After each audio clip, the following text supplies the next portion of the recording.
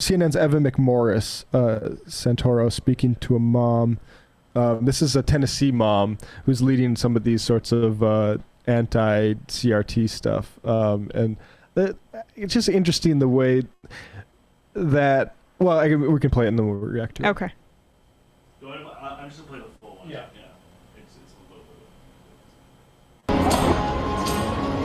bit. Just outside of Nashville, basic American history is up for. His parents taught him about George Washington, and he identifies George Washington as a white man, and then asked if he would be killed back then because he has brown skin.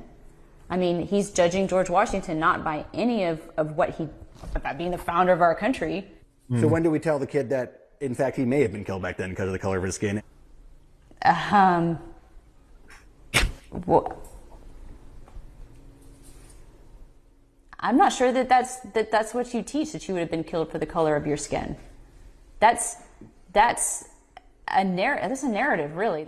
Robin Steenman is trying to change the narrative on race. That's a narrative. So it is a narrative, and actually, I want to see what she's saying and say, like, actually, you're right. If that's all they're teaching, that if you were a black person in colonial Virginia, you would be immediately killed, that would be the wrong lesson to teach somebody.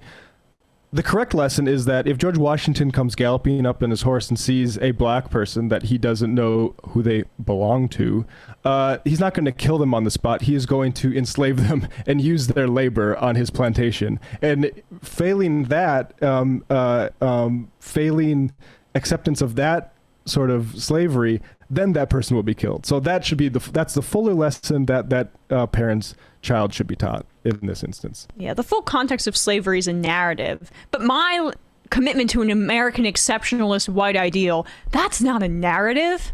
That's just a myth that I think is so dandy. This is myth protection. This is like, we want to look at all the great things he did founding our country. Like, not let's actually historicize George Washington as somebody who always had an eye on, say, property in Ohio, and that might have sweetened the pot for him to leave office because he can start exploiting some of that sort of stuff. Like Washington, yeah, I mean, or historicize the way his dad came to the States and immediately married a widow so he could inherit the plantation that she had. Like, that sort of, is that the founding that she meant? I don't kind of think it is. Isn't it? It is not a coincidence that there is a huge overlap between evangelical Christian ideology and this like mysticizing and the mythologizing of founding fathers and the American exceptionalist ideal. It's like religious commitment. It's so childish. You really just think that George Washington was this honest dude who he could never tell a lie, as you say, Matt, right? The cherry tree. Have you heard the myth? Thomas Jefferson, don't mention that that he had slaves. He had a loving relationship with the slaves that he raped and fathered children with. I mean, like, why do we have to engage in this hagiography? It's nationalism mixed with their commitment to religiosity and like my emotions and my belief in the ideal. That's what needs to be protected over everything else. And it's just like a child not getting candy the way at the moment that they want it. Deal with the circumstances in front of you. Grow up. Like, are we dealing with Santa Claus here? It's just ridiculous. It is what we're dealing with. I mean, her, like, the way that her brain breaks when that simple question is asked. Never had to engage with a conversation topic that made her uncomfortable in any real way. I'm glad we played that. You see why that's valuable, like, for instance, in just mass voting patterns, right? And also valuable in terms of you never really, it is a problem, like, right? Like that, I do think there's a way this stuff does get too collapsed, and slavery didn't just happen because those colonial those plantation owners hated hated Africans. It's because they were the earliest form of capitalists exploiting people on a mass level. That's why they brought them here. And I do think, like, Slavery was intrinsic to capitalism. Yeah, exactly. There's no capitalism without slavery. Yeah, and right, and it's particularly not in sort of Anglo capitalism that could conquer the rest of the world. Yeah, particularly as it came to, like, I don't know, the cotton trade. Right. That was the foundational element. That was the way that you could take it internationally.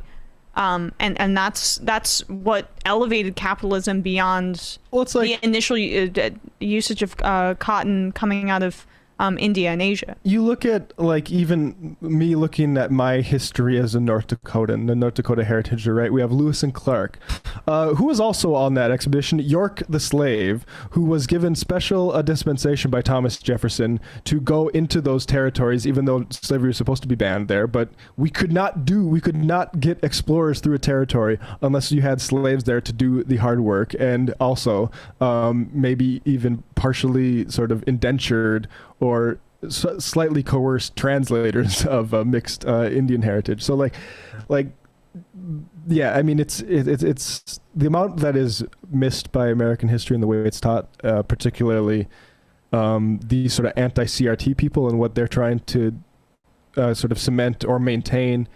I don't think they're going to be able to be successful, because I think fundamentally, like, information technology is just too advanced to, like, be able to deny. Like, this is why the Jefferson descendants, the white Jefferson descendants, had to acknowledge that the Hemingses were also descendants of Jefferson, even though they were black, and that it proved that the rape of a slave happened is because of DNA testing. And you know, they're going to attempt to hide all this stuff from their kids, but they're not going to be able to be successful ultimately. DJ from Syracuse, my parents understood that they didn't understand half of what I thought, and I'm thankful they let the school decide. Yeah, I mean, anyway. I had parents like that too. Yeah, like I went to church every week growing up, but also my parents knew, like, not to try to, I guess, pervert my education through their sort of spiritual beliefs, which is what's going on. There was a lot of, like, I did have to break away from that, you know, religious kind of worship of founding fathers in my family, though, which is maybe why I have such resentment towards it, because it's so fucking ridiculous. Yeah, none of that in my family. And it still persists, so... my give me 2 glasses like, of wine at Thanksgiving and I go off on that. The founding fathers in my household were Daniel Boone and Davy Crockett. It's like very North Dakota as opposed to my, like, you know, Northeast centric family. I just, like, we did so many tours. Sorry, not to. I remember going to Jefferson's house. What's it called? Monticello. And thinking, like, should I be into this? Like, it seems like there were a lot of slaves here. Put yourself in the mind of a slave owner, and wouldn't it be nice to have them all working hard and you, like, sitting in here reading a book and go out and ride a horse across the plantation? Wouldn't that life be great? I'm like, even like, like at like 12 or 10, I'm like, I don't know. Bradley is daddy, who's writing in a lot and makes me want to, like, now I have to say Bradley is daddy every time. Bradley, just, yeah, take that for what you will. You're missing the point, guys. George Washington actually hated slavery, even though he didn't free them, even on his deathbed. Yeah, that's the thing is, like, but they hate, like, when they complain about slavery as being, like, such a bad thing, it's like they hate how much work they have to do in terms of, like, whipping people and buying slaves and stuff like that. Like, they're not doing, like, I don't really buy the sincerity that, like, Jefferson would have done something if it wouldn't have meant, like, wiping himself and future generations out for yeah. White communists, it's not hypocrisy shaming to point out a political opponent's contradiction of what they previously claimed to hold as a cherished principle. Pointing out such contradictions exposes incoherence and insincerity in political projects. I agree. It's just sometimes it's easy to fall into that being the core of the critique, and it's not as productive as other modes of critique. There's a huge limit to hypocrisy discourse. You could demonstrate it by looking at, say, Title 42 and the border. There's a lot of people that say, look at Joe Biden said he would be different than Trump. I'm thinking of contrarian types. He said he'd be different than Trump, but now he's doing the exact same thing. And if you leave it there at the hypocrisy thing, you might as well just be naturalizing Trump's behavior and saying, well, Trump actually did the right thing because Joe Biden's not doing anything different. This is what actually, I guess, what needs to be done. When really you need to take it beyond the hypocrisy point and say Biden needs to get rid of Title 42 and start processing refugees. Most importantly, it exposes the opponents hiding a deeper project. The Fugitive Slave Act shows that states' rights was a flimsy cover for their true project, racial subjugation. Critical race theory attacks show that free speech and cancel culture are a flimsy cover for their true project, racial subjugation. Exposing contradictions isn't shaming, which trivializes it. It is the dismantling of lies. I agree. I think we laid it out. It's an important element, but it can't be the core. But I mean, even in your defense of it, you are already engaging in more substantive critique than just the hypocrisy shaming element of it, or it's hypocrisy towards what, like the same thing, like say we sort of de-emphasize the Kyrie Irving stuff even though we think he's wrong. It might be, some people might say it's hypocritical. If that was Steven Crowder, you'd be all over him. It's like, yes, that's actually true. Yep. And I don't care about consistency towards those things. You had mentioned CRT, backlash earlier. Yeah. And being from the Northeast, I think we kind of people will poo-poo the whole thing as if it's not really happening here. Yes. I encourage everyone to look into what their local school board is talking about and who is running right now.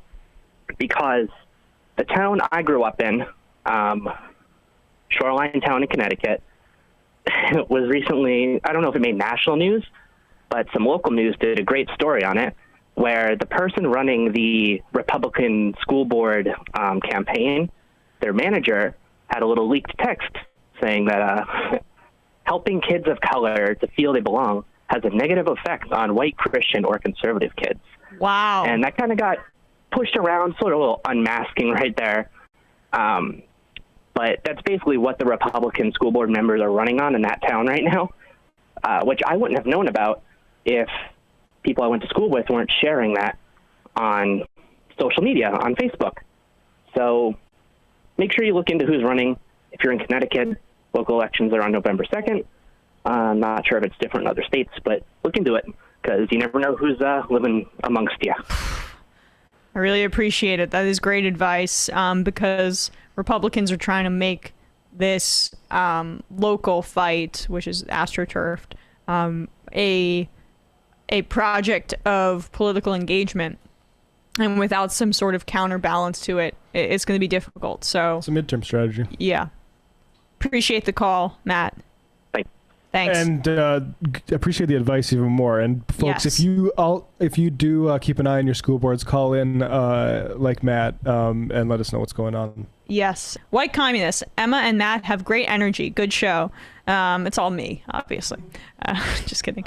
Back to George Washington. He ran a slave labor camp in society that was a racial tyranny of human commodification, forced labor, rape, killings, and torture. An enslaved person as a commodity was valued in today's dollars at roughly $30,000, some more, some less. Young women were priced higher for raping. Yep. Washington enslaved over 123 people at his death, which would be around $4 million today, not including the value of each lifetime of stolen labor. Mm-hmm. Yep. The apologist should be asked to explain the difference between what Americans euphemistically call plantations, i.e., racialized slave labor camps, and the slave labor camps the Nazis copied from America's racial tyranny model that men like Oskar Schindler ran just 68 years after the Civil War. I mean, what an amazing I am. Really appreciate that context.